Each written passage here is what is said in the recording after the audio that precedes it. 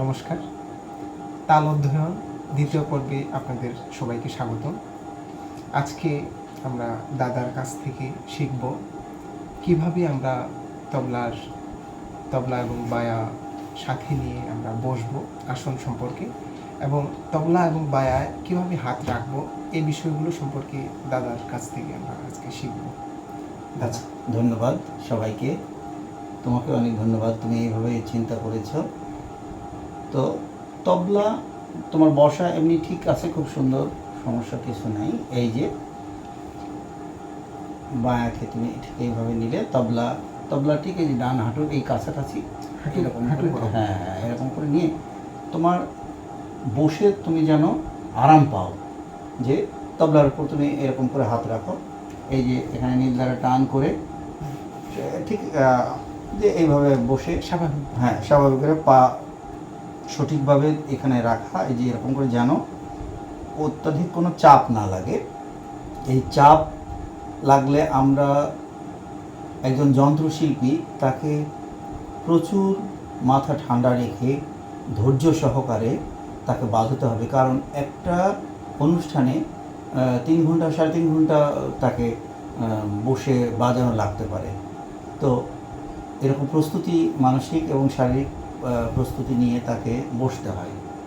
তো কারণ 20 জন শিল্পী যদি গান করে, তুমি একা বাজাচ্ছ 3 মিনিট 4 মিনিট 5 মিনিট করে তাই না, চলে যায়। তো সেরকম করে আসনটা যদি সঠিক না হয় তাহলে শারীরিক অনেক অসুবিধা হতে পারে। হ্যাঁ, সঙ্গীতের বিষয়টা যেমন শ্বাস প্রশ্বাসের কাজ, হ্যাঁ অবশ্যই, তাই না, তো শ্বাস প্রশ্বাসের কাজ। তো সঙ্গীত শিক্ষার্থী হিসেবে তুমি যেটা জানো যে তুমি এই যে এই আসনটাতে তুমি সুন্দর করে বসলে, বাহ, এখান থেকে বসে তুমি ধ্রুপদ করার সময় যেমন তুমি যে হাতে তালি খালি প্রদর্শন করছো, করে কণ্ঠে ধারণ করছো তোমার ধ্রুপদ। তো এখানে তুমি এই ঠিক একইভাবে এরকম করে বসার পরে শুধু তবলার উপরে হাত রাখার পরে দেখো তবলার অনেক বর্ণ ছিল, কিন্তু এখন ধরো সংক্ষিপ্ত করা হয়েছে 10টা বর্ণ। তো 10টা বর্ণের মধ্যে যেমন আমরা আজকে দেখি 10টা বর্ণে যেমন তুমি ধরো তে বাজাও ডান হাতে, যে তে এই 3 আঙ্গুল দিতে পারো, 2 আঙ্গুল দিতে পারো, 3 আঙ্গুল দাও, যে গাবের ঠিক মাঝামাঝিতে এই যে তে, এখানে দেখো এই যে তে, হ্যাঁ তে, হ্যাঁ একটু এটা এই যে হ্যাঁ তে, বা বসা তোমার খুব সুন্দর আছে, কোনো সমস্যা নেই। তে আবার ঠিক এখান থেকে তর্জনী আঙুল দিয়ে একই জায়গায় মাঝখানে টে টে। তুমি কয়টা বর্ণ শিখলে? 2টা বর্ণ শেখা গেল। তে টে। এবার বাম হাতে একটা বাজাও, কে বা ক, হ্যাঁ কে, হ্যাঁ এই যে ক ক বা কে, হ্যাঁ হ্যাঁ, তাহলে 3টা বর্ণ শেখা হয়ে গেল। আর বাকি থাকলো কয়টা? 7টা। তো এইবার তুমি বাজাও তুন বাজাও, যেহেতু গাবের উপর তোমার হাত এখনো আছে। হ্যাঁ তুন, কিভাবে? এই যে তুন তুন, অথবা একটু শব্দ করে বাজালে থুন। এই যে আচ্ছা, তুন দেওয়ার সময় শুধু তর্জনী ব্যবহার করব। হ্যাঁ, আবার তর্জনী দিয়েও থুন বাজানো যায়, একটু শব্দটা বেশি দিতে হবে। কিন্তু এটা দিলে আমার এক আঙ্গুলে যেটা হবে, তো আমি 4 আঙ্গুল যখন বাজাচ্ছি এমনিতেই একই স্ট্রোক করলে ওই শব্দটা আসবে। এই যে কারণ 4 জনে একসঙ্গে কাজ করছে আর একা, তাই না? তাহলে মূল কথা হচ্ছে শব্দটা যেন ক্লিয়ার আসে। হ্যাঁ, শব্দটা ক্লিয়ার আসে। হ্যাঁ তুন, হ্যাঁ থুন, এই যে থুন, এই যে এই আঙুলগুলো একটু অগ্রভাগ এরকম সামনের দিকে থাকবে, মেরে তুলতে হবে। হ্যাঁ এখানে দেখো এই যে প্রয়োগ করার সময় যে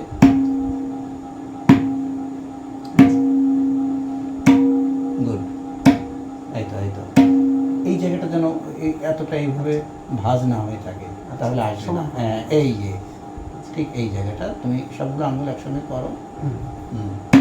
হ্যাঁ বাস, তাহলে তুমি দেখো কয়টা শিখলে? তে টে থুন, তে টে তুন। আচ্ছা, এটা তারপরে কে। কে। এইবার তি বাজাও, তিন বা তি, সুরে সুরে সুরে একদম সুরে। এই দেখো, এই যে আচ্ছা, বর্ণগুলো তোমাকে আমি দেখাচ্ছি একটু, সবার উদ্দেশ্যেই দেখানো যারা হচ্ছে কি শিক্ষার্থী। দাদা? হ্যাঁ হ্যাঁ, তিন, বাহ। এইবার তা বাজাও, হ্যাঁ তা, হ্যাঁ হাতটা এরকম করো, করে তাটা এই দেখো, মানে শরীরের শক্তি দিয়ে নয়, ফিঙ্গারিংটা এরকম হয় যে হাতে এই যে আস্তে, কানের উপর গাবের এই কর্নারে এই যেখানে অনামিকাটা রেখে মধ্যমা একটু সোজা করে এই কানের উপর মারলে তা না এগুলো শব্দ হবে। মধ্যমা যেন মানে হ্যাঁ, হ্যাঁ, গাবে হ্যাঁ। টাচ না করে। না করে, হ্যাঁ হ্যাঁ ঠিক আছে, কারণ তুমি এর আগে এর সাথে তুমি পরিচিত, এই জন্য তুমি দ্রুত করতে পারছো প্রথমবারেই। এটা কিন্তু আসতে সময় লাগে শিক্ষার্থীদের, কিন্তু তুমি যে সঙ্গীতের সাথে সম্পৃক্ত, তুমি দেখেছো, একটু চেষ্টা করেছো, যার কারণে তাড়াতাড়ি হচ্ছে, এই জন্য তুমি তাড়াতাড়ি শিখতে পারবে। তো যাই হোক, শেখার কোনো বয়স নাই, বয়স শেষ নাই। বয়স লাগে না, যে কোনো বয়সী মানুষ যদি শারীরিকভাবে মানসিকভাবে সে সুস্থ হয়, ভালো থাকে, তার শেখার আগ্রহ থাকে, তাহলে শিখতে পারে। এটা হলো বিষয়, যে কোনো সময় শুরু করা যেতে পারে, লজ্জার কিছু নাই, ভয়ের কিছু নাই। এটা হলো ইচ্ছা শক্তি, যে আমার একটা অতিরিক্ত কোনো গুণ থাকবে, অতিরিক্ত কিছু আমি শিখতে চাই, এইটা শেখার প্রতি আমার আগ্রহ আছে, আমি কোথায় গেলে আমি শিখতে পাবো, এই আগ্রহটাই হলো সবচেয়ে বড়। তো দেখো কয়টা বর্ণ হলো, তুমি হিসাব করো। তা বা না। বা না, হ্যাঁ তিন, হ্যাঁ তারপরে তুন, তুন, তারপরে থুন, সবগুলো আঙ্গুল দিয়ে থুন, তে, টে, বাস তে টে হয়ে গেল। এইবার আমরা ক বাজাবো, ক, হ্যাঁ তারপর ঘ বাজাবো বা গে বা গ, হ্যাঁ হ্যাঁ। এইবার বাজাবো ধা, দুই হাতে সংযুক্ত বর্ণ, ধা ধিন, এই তো মোটামুটি এরকম। তো এই বর্ণগুলোই আবার পরবর্তীতে যখন আরও সংযুক্ত বর্ণ ওরকম আছে, সেটা দুই হাতেরই প্রয়োজন হবে, এক হাতেও আছে, এক হাতেই সংযুক্ত আছে এরকম। হ্যাঁ, যে যদি আমি তেটে বাজাই, যে ত্রেটে, ত্রেটে, মানে আবার দ্রুত ট্রেকে যখন যদি বাজাবো। হয়, হ্যাঁ তখন দুই হাতেই প্রয়োজন হবে। তো এরকম অনেক দুই হাতের যেমন আছে ধেত আছে, তারপরে এক হাতের আছে তিনা।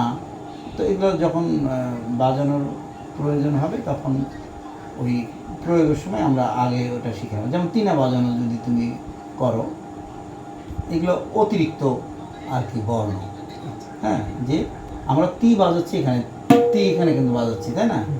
কিন্তু যখন আমরা বলবানি যখন বাজাবো, তিনা বাজাবো কোথায়, যে ধাগে তিনা কেনা, হ্যাঁ তখন এটা একটা বিপদে পড়ে যাওয়া। তখন তিনা কেনা এই গাবের এই যে ডান সাইডে এখানে যে ঠিক হাতটা এরকম করে তিনা, তিনা, এটা তিনা, হ্যাঁ যে তিনা। আর এটা যখন তিনা কেনা, তিনা, তিনা, তিনা, এরকম তিনা, ধাগে তিনা কেনা, যে তখন এখানে তিনা সাইডে। তো এই জিনিসগুলো পরবর্তীতে আসবে। তো এরকম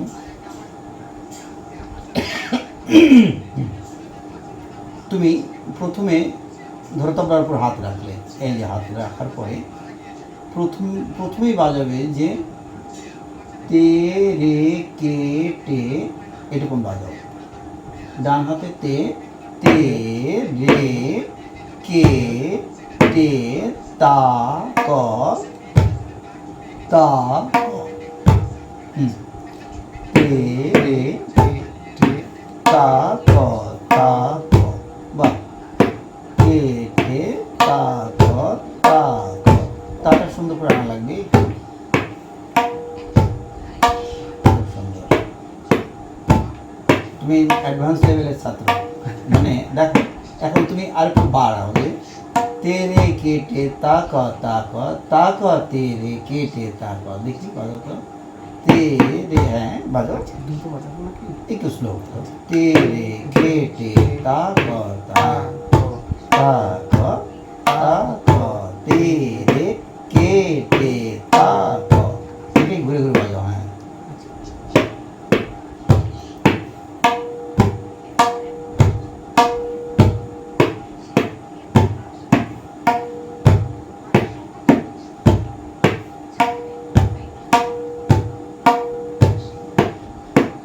এটাকে দ্বিগুণ করো তো।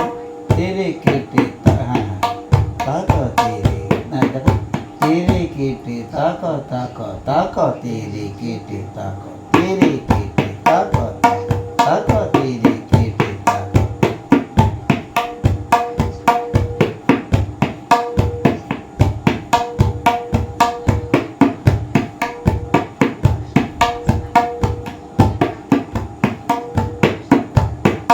ডান হাতে যেমন আন্তরিকতা আসছে, এটাতেও চেষ্টা করো, এটাতে আর একটু যেন শব্দটা সুন্দর হয়। হ্যাঁ হ্যাঁ,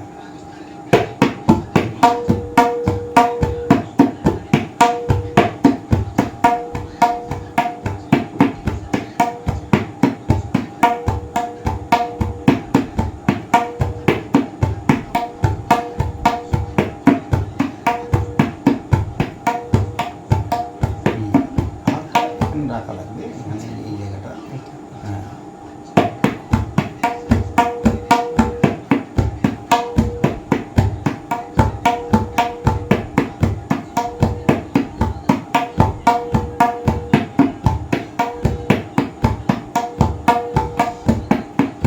বাহ, সুন্দর, ঠিক হচ্ছে কি দাদা? খুবই সুন্দর, খুবই সুন্দর। আমার যেটা মনে হয় যে দেখো তুমি সঙ্গীত যখন ছোটোবেলা থেকে তুমি ভালোবাসো, আবার ধরো হঠাৎ করে এমনি এমনি তোমার যদি হঠাৎ করে শখ হয় যে আমি তবলা শিখবো, সেটা একটু সময় লেগে যায়, মাসখানেক এগুলো হাতে তুলতেই সময় লাগে। কিন্তু তুমি এই যে 5 বছর অনার্স মাস্টার্স করলে সঙ্গীত বিষয়ে, তুমি এর মধ্যে এই আবর্তনের মধ্যে ছিলে, যার কারণে তোমার কিন্তু এই যে আজকে যে প্রথম বসলে তুমি তবলা শেখার মন করে যে আমি একটু তালগুলো শিখতে চাই, বর্ণগুলো শিখতে চাই, কীভাবে আসন করতে হয় সেটা আমি শিখতে চাই। দেখো তুমি কিন্তু প্রথমেই তালটা বাজাতে পারলে, যে আমি যে বোলটা তোমাকে বললাম তুমি সঙ্গে সঙ্গে ধরতে পারলে। এটার কারণ হলো তুমি সঙ্গীতের মধ্যে সঙ্গীতকে ভালোবাসো এবং সঙ্গীতের মধ্যেই তুমি ঘুরে বেড়াও। এটা হলো আসল কথা, যার কারণে তোমার এটা সম্ভব হলো। কারণ এই তা আসতে অনেক সময় লাগে, অনেক দিন, 2 মাস 3 মাস লেগে যেতে পারে কারণ যে তা অথবা ধা এগুলো আসতে সময় লাগে। তো ধন্যবাদ সকলকে, আজকে এ পর্যন্তই। ভালো থাকবেন, নমস্কার। নমস্কার। ভালো লাগলো না? হ্যাঁ দাদা। হ্যাঁ হ্যাঁ, বাস এই তো শুরু হলো। তাহলে এই শুরুটাই যেন এরকমভাবে থাকে যে আমরা সব কিছুই নিয়ম, যে আমরা ভালোভাবে শুরু করব এবং চর্চাটা ধরে রাখব। কখনো না কখনো আমাদের এই আমার জানা বিষয়টি কাজে লাগবেই, এটা হলো নিয়ম। কোনো হতাশ হওয়া যাবে না যে আমি এটা শিখলাম, এটার কোনো কাজে লাগছে না। অবশ্যই কাজে লাগবে আমার এই শেখার, আমার শিক্ষণীয় যে বিষয়, আমার যে গুণটা আছে, কখনো না কখনো কাজে লাগবে। আমরা যখন তবলা শিখেছি তখন এরকম উদ্দেশ্য নিয়ে শিখিনি যে তবলায় চাকরি হবে, চাকরি করব তবলা বিষয়ে, এরকম কোনো উদ্দেশ্য আমরা তখন জানি না। শখ করে আমরা শিখেছি, বাড়িতে থেকে শেখা, এরকম করে শিখতে শিখতে ভালো লেগে গেছে, আর তবলা ছাড়িনি।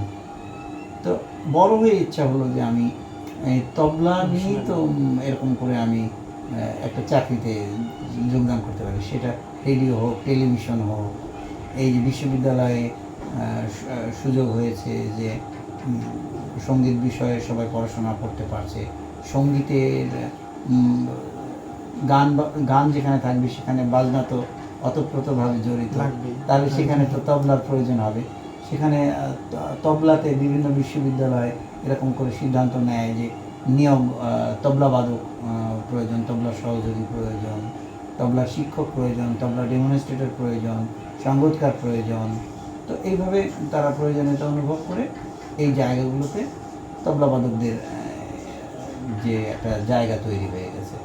তো এটা বড় সৌভাগ্যের যে ধরো রাজশাহী বিশ্ববিদ্যালয়ে আমরা পড়াশোনা করেছি, তারপরে মানে খুবই ভালো লাগার বিষয়। হ্যাঁ, এটা অনুভব করলে আমরা নিজেরাই যখন অনুভব করি যে এই বিশ্ববিদ্যালয়ে লেখাপড়া করেছি, আবার এই বিশ্ববিদ্যালয়ে চাকরি করছি, মানে এটাই আমার একবারেই বাড়িঘর সব আমার এখানে হয়ে গেছে, সব কিছুই। তো খুবই ভালো লাগার বিষয়। তো সঙ্গীত নিয়ে যেখানেই থাকি আমরা যেন সঙ্গীত নিয়ে কাজ করতে পারি, সঙ্গীত নিয়ে চর্চা করতে পারি, এগুলো আমাদের কাম্য। ধন্যবাদ সকলকে, আজকে রাখছি।